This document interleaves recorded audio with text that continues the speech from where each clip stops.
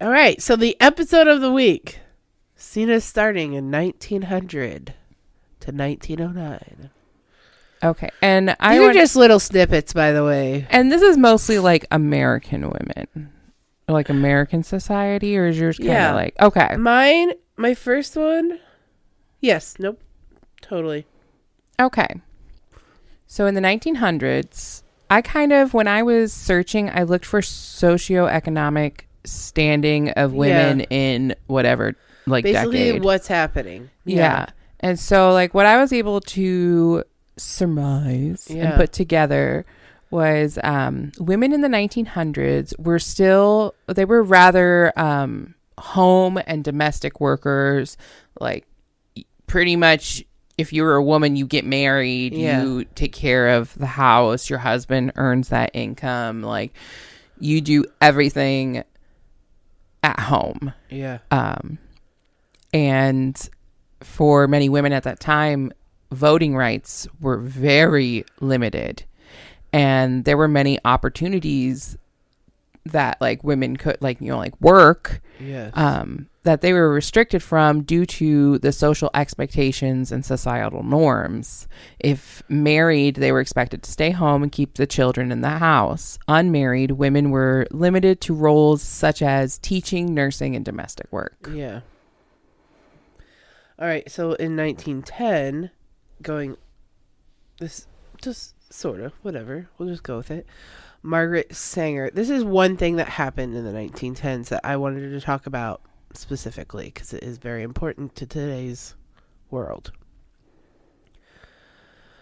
Margaret Sanger opens the first birth control clinic in the United States, located in Brownsville, Brooklyn. Her clinic was deemed illegal under the Comstock law forbidding birth control, and the clinic was raided on October 26th of 1916, 10 days after it opened. And she had to close down multiple times after that. Okay. And at that point, she just closed the clinic and eventually founded the American Birth Control League in 1921, which is the precursor to today's Planned Parenthood. Wow. Yeah. I didn't know that. Yeah. And I kind of just put this here because you're about to talk about it, but it was the start of, like, women's suffrage and stuff. Mm-hmm. The political movement. Yeah. Yes. So on to that. My turn. Yes, ma'am. In 1920s, suffragettes in the past decade led towards good progress for women and women's rights. In the 20s, and I thought this was interesting. Yeah. So in the 20s, the term flapper was coined, and it originated from England. The term flapper represented a new kind of woman. A flapper girl smoked and drank like the boys. Yeah. They were very fashionable. Miss Fisher. Yes, exactly. Yeah. Exactly. Miss Fisher, Coco Chanel. Yes. Like that kind of thing. Women could actually compete in sports. Like, there were, like, women's sports more, like, they were starting to become accepted. But they were still, like, at the expectation that eventually they would leave and go and get married. Yes. Blah, blah, blah. But the flapper girls paved way, like, for seeking out employment because they didn't need no man, you know, like, they were doing more things and they were empowered because of the suffragette movements in the 1910s. Yes. And as the last line I wrote was, they were seeking out employment and breaking traditional molds. Yes, queen. So, hello, 1930s. Welcome, Great Depression. Still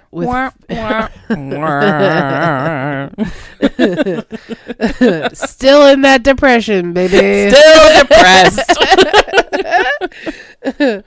With fewer jobs available, employers generally preferred to award those, like, give awards only to men because they only had a few awards, but only giving them to men, not to any of the women, because men were more of the family breadwinners.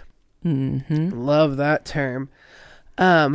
And as fewer and fewer women were able to find employment, the societal ideals that had embraced increasing female freedoms did an about face, like domesticity, motherhood, and homemaking once again became regarded as the only true, proper, and fulfilling roles for a woman. That sentence makes me want to hit something. It makes my teeth grind together. And then while the economy was losing some jobs in newer fields such as the radio and telephone industries, job opportunities for women were actually expanding, because one of the main reasons women were hired for many of these jobs, like the new ones, like the radio and tech stuff, was because many of the new jobs that resulted from emerging technology was that they could be paid considerably less than men, and often still are. Mic drop. Yeah. Okay. So 1940s, the world is gripped with war. Women had to step into roles that were not traditionally meant for them. So, they were working in factories. They were doing all kinds, especially here on the home front, like America. Yes. What were they called? Rosie Riveters? I think so. Or something. Yeah. Whatever. The girl with the "yes, we can do it." Yes. Flexing. Yes. Like that was getting big. Even after the war ended, women still stayed in the workforce and factories because they liked earning the money. Yes. They were making money like they had never before. Society was still expecting them to focus on marriage and children in the home, but the working woman was fighting to keep her rights to work and earn money after the wartime. And then, like, this was an interesting little tidbit. After the wartime, like, uniform factories, like, once wartime was over, they shut down. A lot of them were converted over into fashion factories to make clothing. And clothing really became, it always is a way to define status, but it was pushed way to the front. Yeah. Because there were all these factories that didn't want to, lose money from shutting down, so they converted. Yeah. And I thought that was cool. Mine actually goes off of the war as well, talking about the gender roles in the 1950s, were intimately connected to the Cold War. The term nuclear family emerged to describe and encourage the stability of the family as the essential building block of a strong and healthy society. In this view, a woman played a crucial role in waging the Cold War by keeping the family unit strong and intact. It always makes me think of Fallout, the video game. Yeah. Anytime I hear the word nuclear. Yes. I think of, I don't know why I think about this. I think of Peter Pan 2. Have you seen Peter Pan 2? No. Okay, never mind then. Some of the audience may have. You can talk about it. It's just like, I think of the opening scene before she goes off with Peter and how they're like evacuating all the children. And it's literally the mom and the sister and the brother, and they're literally just like surrounded by these bombed buildings, and they're still bombing. And it's basically things that have been happening in Ukraine in a way.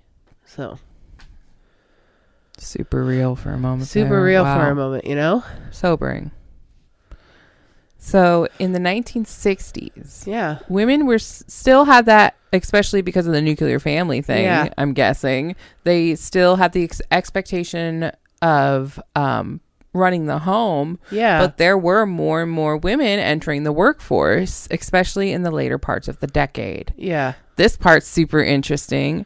The first birth control pill was developed in the 60s, changing women's lives forever as they could focus on careers and delay having children for a later time. And with the Civil Rights Act of 1964, it ensured that people of color, you couldn't be discriminated against if, you were a person of color, your skin tone, your religious beliefs, what country you come from, or your, sex, gender, whatever. Yeah. It could not be used against you. It was illegal.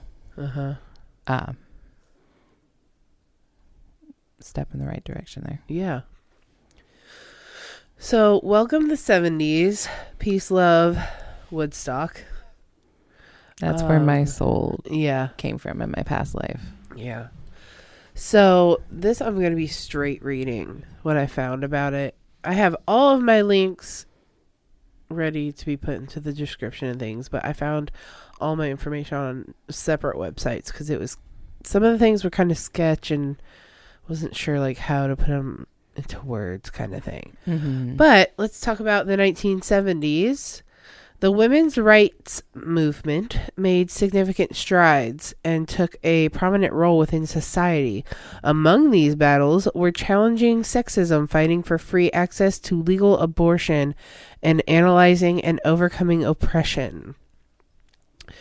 The Women's Strike for Equality and other protests in 1970 marked the 50th anniversary of the passage of the 19th Amendment to the United States Constitution, which legalized female suffrage. The women's rights movement was brought into the national spotlight in 1973 with the Supreme Court's decision to constitutionalize the right to an abortion in the Roe v. Wade case.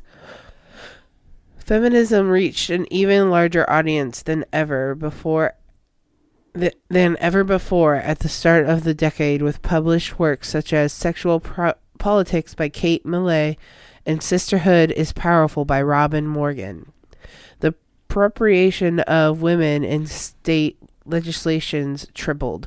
Women surpassed men in college enrollment in 1979. However, the rising divorce rate left an increasing number of women as sole breadwinners and forced more and more of them into poverty.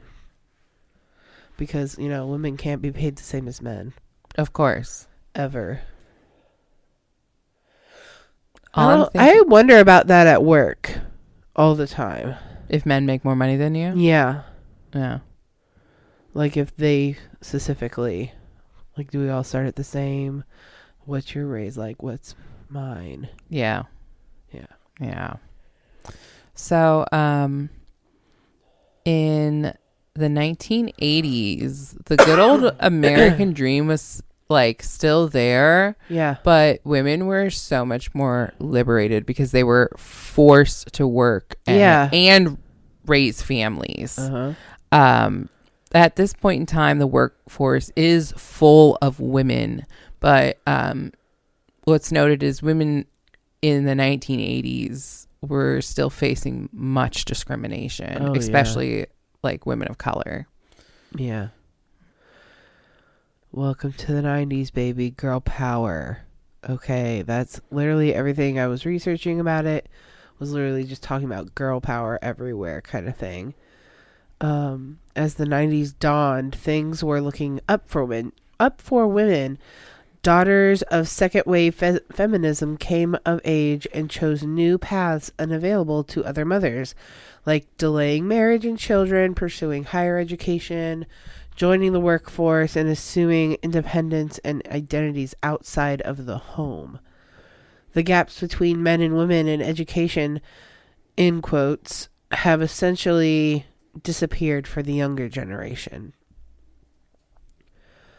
For more than a century, the median marriage age for women swung between 20 and 22, but in 1990 it nearly jumped to 24, and by 97 it reached 25.